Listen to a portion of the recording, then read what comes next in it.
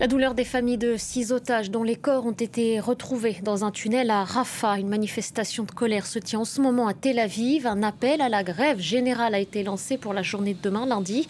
Le Forum des familles d'otages appelle le Premier ministre Benyamin Netanyahou à assumer ses responsabilités et expliquer ce qui a empêché la conclusion d'un accord. On en parle avec vous, Claire Duhamel. Bonjour Claire, vous êtes notre correspondante à Jérusalem. Vous êtes avec nous aujourd'hui en plateau ici à Paris. Vous allez nous aider à y voir un petit peu plus clair. Est-ce qu'on est dans un possible point de bascule, Claire, après la découverte du corps de ces 6 otages et surtout la colère de ces familles qui s'expriment de plus en plus haut? Vous en avez rencontré certains d'ailleurs.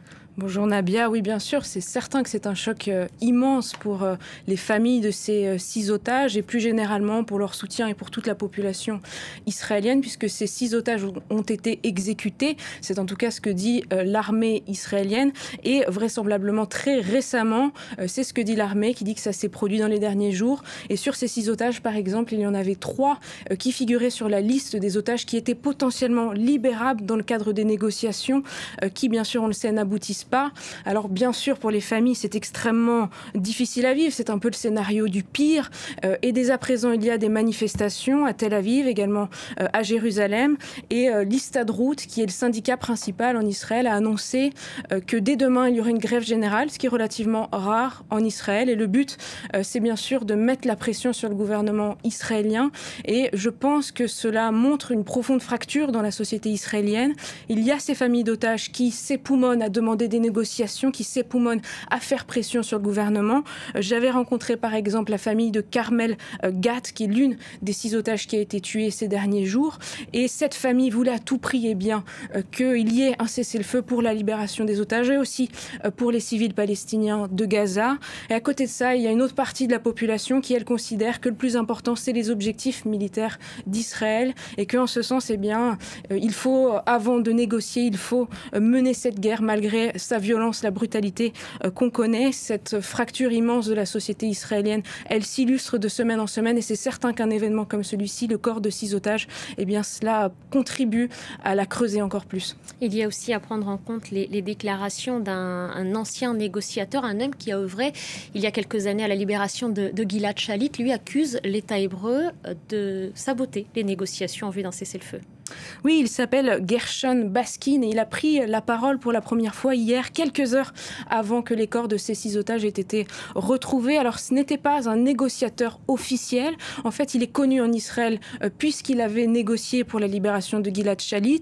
Il dit qu'il a des très bons liens avec des chefs du Hamas et depuis le début de cette guerre, il disait au gouvernement qu'il était prêt à négocier pour Israël, mais qu'il n'avait pas été appelé. Et il y a quelques semaines, le Forum des familles des otages, qui est l'organisation qui représente les familles, lui a demandé de mener des négociations parallèles de manière à parler au Hamas, à savoir où on en était exactement. Et il dit qu'un accord est atteignable. Il dit que lui, de par ses contacts privilégiés, il pense que c'est possible. Mais depuis hier, en tout cas, il accuse assez frontalement le gouvernement israélien. Il dit que Benyamin Netanyahou n'a pas intérêt à ces négociations et qu'il participe grandement à phagocyter les négociations qui sont toujours en cours. Ce n'est bien sûr pas la parole officielle israélienne, puisqu'encore aujourd'hui, Benyamin Netanyahou a pris la parole et dit que c'était le Hamas qui empêchait la possibilité d'avoir un accord pour la libération de certains otages israéliens et puis, bien sûr, pour la population palestinienne de Gaza.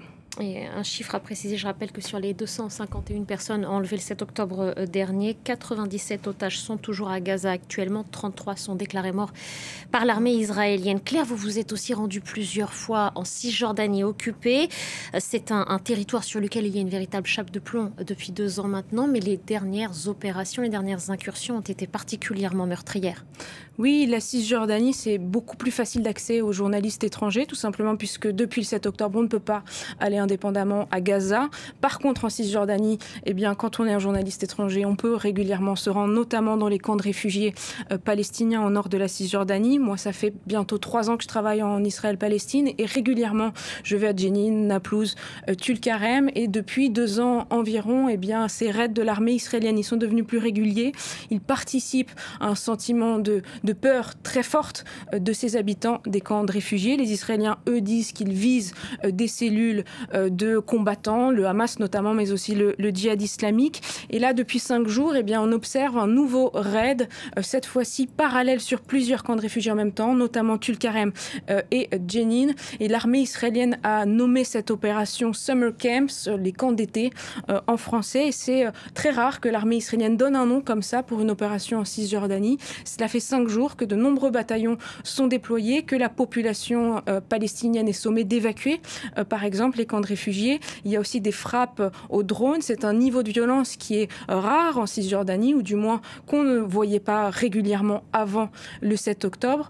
C'est un peu l'autre guerre que mène Israël, mais elle a, c'est ce qui est certain, des ramifications communes avec la guerre à Gaza, ces évacuations de civils notamment, ce qui est très très rare, je l'insiste, en Cisjordanie. Ces frappes de drones aussi étaient très rares avant le 7 octobre, et la population de ces camps de réfugiés, à chaque fois qu'on s'y rend, elles disent qu'elles ont la sensation d'être un petit peu oubliées par rapport notamment aux yeux du monde qui se tournent un petit peu plus vers Gaza, et elles considèrent que plus la guerre est brutale à Gaza, et plus l'occupation et le quotidien qu'ils vivent est également brutal, et ils craignent pour la sécurité de leurs enfants, pour les infrastructures de la ville, et de manière générale à ce que ces raids de l'armée israélienne ils continuent à dégrader grandement leurs conditions de vie. Merci beaucoup, Claire. Un grand merci à vous.